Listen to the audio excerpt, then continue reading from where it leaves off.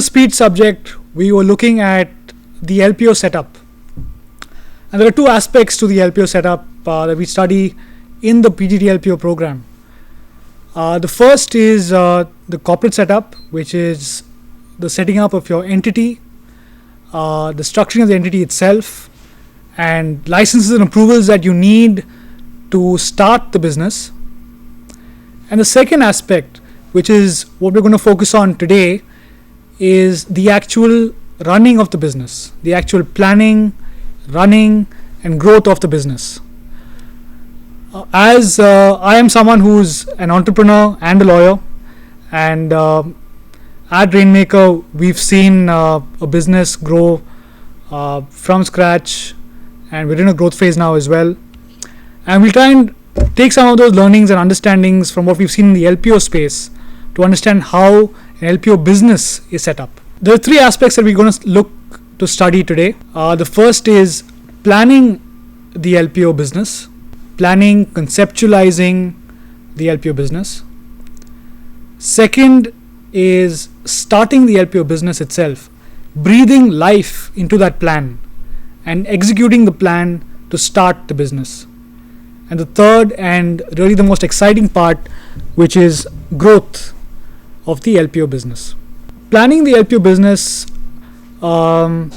is really the first step. This planning can happen over dinner, it can happen over at a friend's house, it can happen in someone's office. But the real planning starts when you commit those ideas and those thoughts to paper. And committing those thoughts to paper in the form of very precise plans. On the slide, you can see 4 steps involved in the planning process. The first is really setting up the business plan.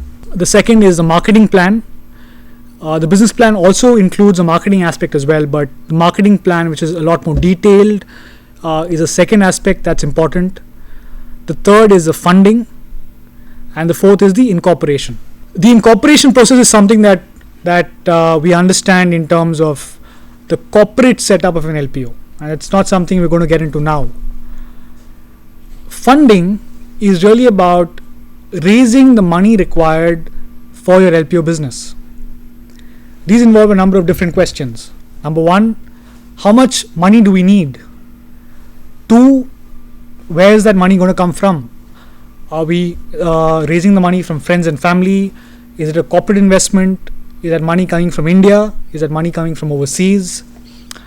And the third is, what is the nature of money that we're raising? Are we raising money as a loan, as debt, which you have to repay with interest, after a set period of time? Or are we raising this money as equity? Are we giving ownership for the funds that we're raising? So that's a funding plan. The marketing plan is something that we'll look at in some further detail. But the first item that we're going to focus on today is the business plan. What is a business plan? A business plan really has 3 different aspects to it. From a 20,000 feet view, it gives you an idea of where the business is starting off from and where you intend the business to go within a 3-year or a 5-year period. It's a management tool for the founders of the company, so that the founders of the company know that they all have the same vision for the company and the same plans and milestones for the company. It's also an investor document. It's a document that you give to your future investors to raise money. It's a document that you share with your key management team. Anytime that you look to bring in a senior person into your team, they will want to look at your business plan. It's also, more importantly, a blueprint of your business itself. It sets out details of your business.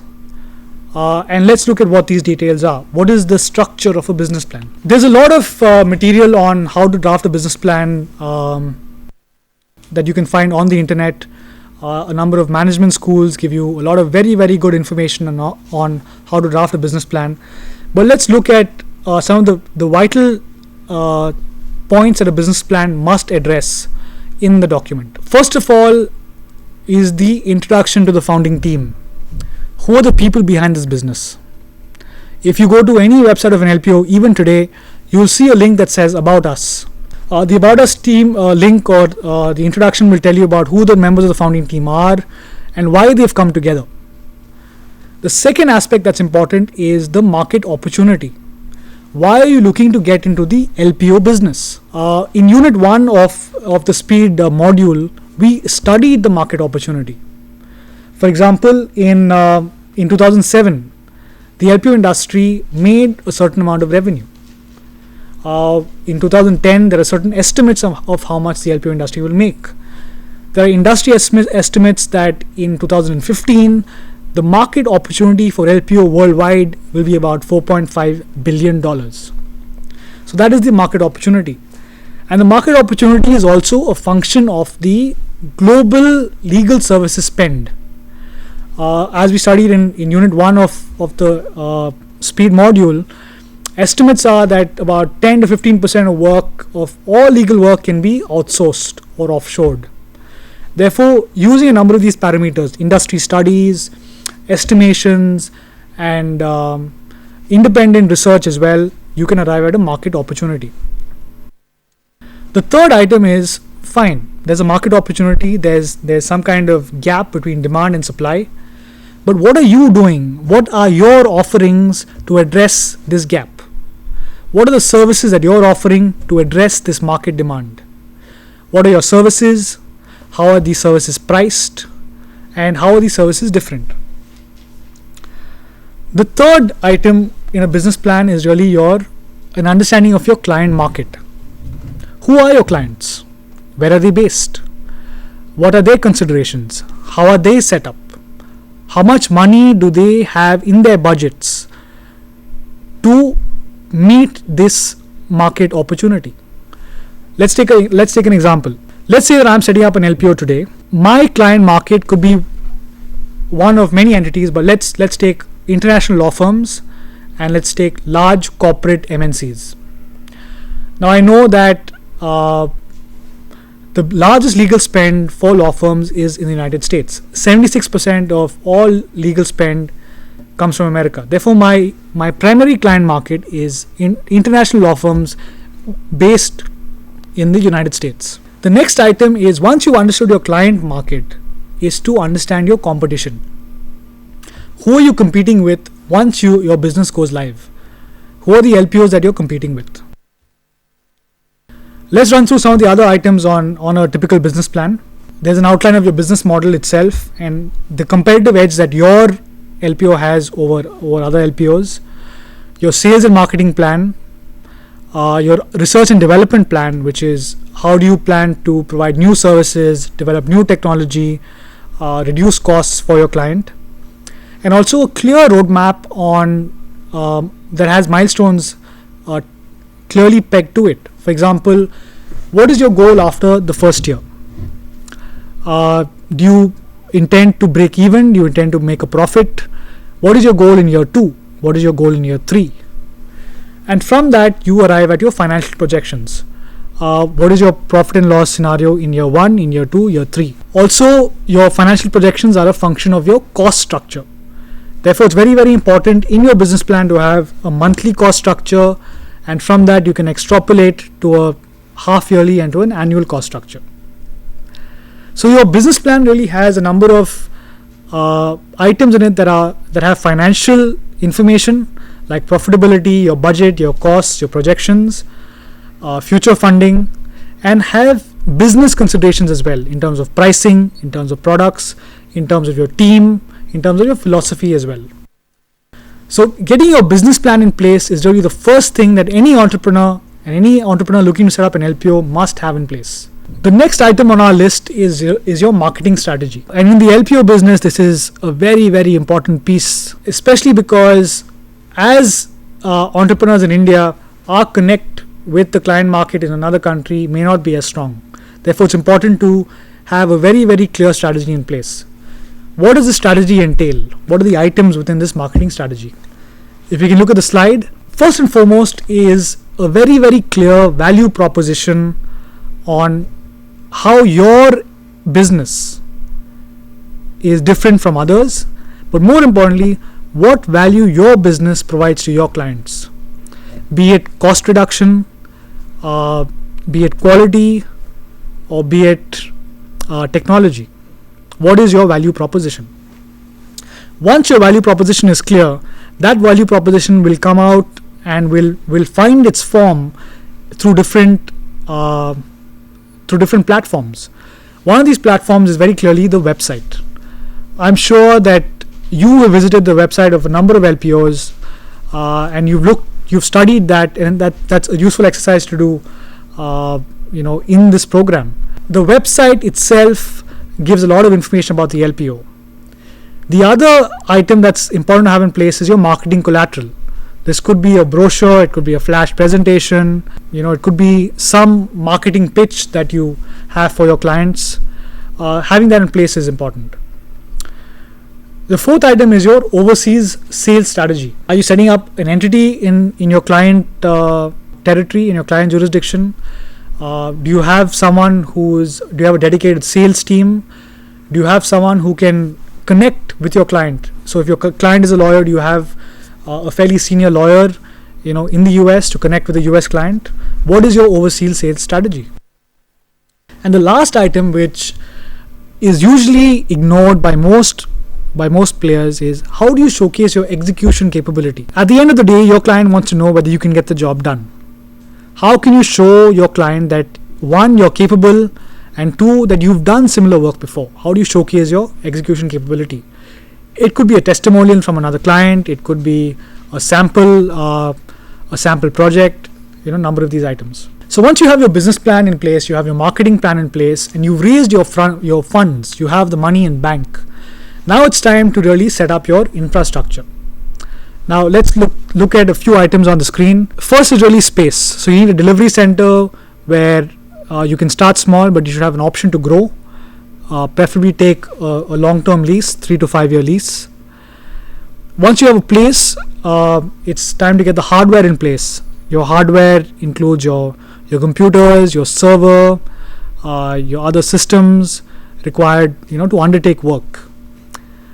You need your software in place as well. This could be, right from your basic operating system and your MS Office suite to very specific software like a legal research database like a LexisNexis or a Westlaw, to a document review management system that you'll need. As you know, as a student of LPO and the LPO industry, you know that confidentiality and data security are very, very important aspects. And these are items that flow from your hardware, your software, and also flow from your security systems that you have in place. Therefore, it could be, restrictions on who can enter the office space, restrictions on what items you can carry into the office, like such as a cell phone with a camera or a USB pen drive or even a computer. Therefore, setting up a security system in place could be a biometric security system wherein it reads your thumbprint or does some kind of retinal analysis to let you enter. That should be part of your overall infrastructure plan as well. Also, another item in your infrastructure is your overseas infrastructure. What kind of setup do you want in your client jurisdiction? Do you want a large office space, a small office space? Do you want to work out of a business center, work out of a home? That infrastructure plan has to be in place. The next item is your internal structure. How is your company set up internally? This could be your organizational structure, your team structure, and your process mapping. Let's look at the typical organizational structure chart in an LPO. At the top, you have the CEO. Your CEO is in overall charge of the entire strategy of the company. Usually, he's someone who's based typically in the client jurisdiction. You have the Chief Operating Officer or the COO. The role of the COO is really to ensure that the delivery center is meeting its requirements, that the execution is happening to plan. Under the CEO, you have a number of vice presidents. You have the VP Legal, who brings in the domain expertise and who works with the team to ensure that from a legal standpoint, the quality is being met. You have a business development vice president who ensures that business is coming in and that he's reaching out to clients. And you have vice presidents in charge of support functions such as HR, finance, and technology. In an LPO setup, the VP of HR is a very, very important and strategic person to have in place. This person really charts out your talent acquisition and your talent management strategy, which is very, very important. If you go back to the organization chart, you come down to the delivery team, which is you have a project manager, and then you have senior associates, and you have associates. If we go to the project team starts off with, and if you can move to the screen, the project team starts off with your transition manager, who really is transitioning work from the client jurisdiction to the delivery center, and you have the project manager below him, who is in charge of the success or failure of the project itself. As you've studied in Unit 1, and as you've read on eMentor as well, the project itself is a limited time frame project, which means there are specific end goals, and there's a particular time in which those goals have to be met. The project manager is responsible to ensure that the project is delivered on time and delivered to the quality standards that are set out right at the beginning. In setting up the business of an LPO, there are a number of systems and processes that have to be set up as well. It could be an HR system, which could be something as simple as having a test in place for candidates who apply to you. It could be having some kind of software system to manage applications that are received. It could be a performance appraisal system as well, and it could be a compensation benchmarking system to ensure that you're rewarding your employees in the right way. You could also have a marketing system in place, a marketing system to handle your client relationships, to handle your client contacts, to ensure that you're reaching out to as many contacts and clients in that space as possible and trying to convert business from those clients. So you could have a client relationship management system in place. You could also have delivery systems that ensure that quality is being met and that timelines are being adhered to.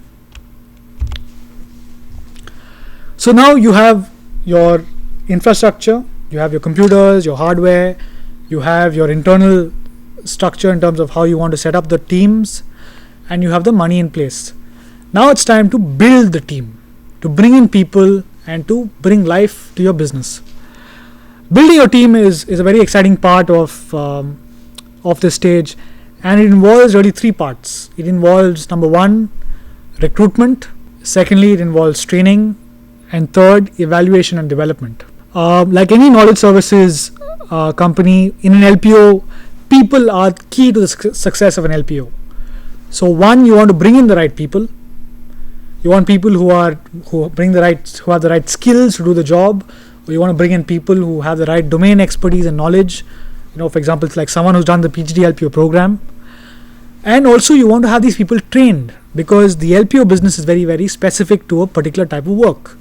So ongoing training is also very, very important. Third is you want your people to grow. You want your people, someone may come in as a lawyer, but you want that person to bring on management skills as well. You want the person to understand process, to understand Six Sigma, understand management tools. Therefore, it's a question of evaluation and development of your people as well. If we break down the entire LPO business growth into phases, we effectively have 5 phases in which an LPO grows. Now, these phases are not mutually exclusive, meaning phase 2 does not necessarily follow phase 1. Or you can also have a situation where these phases are in operation in different parts of the business. So for example, you may have contract services in phase 1, you may have patent services in phase 5. But this will become a lot clearer as we go through the 5 phases.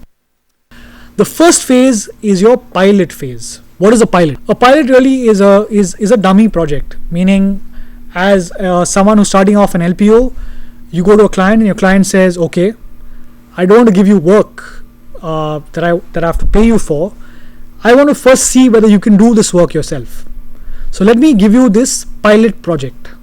The pilot project will be typically some work that the client has already done before, or it's a part of a future of a live project as well.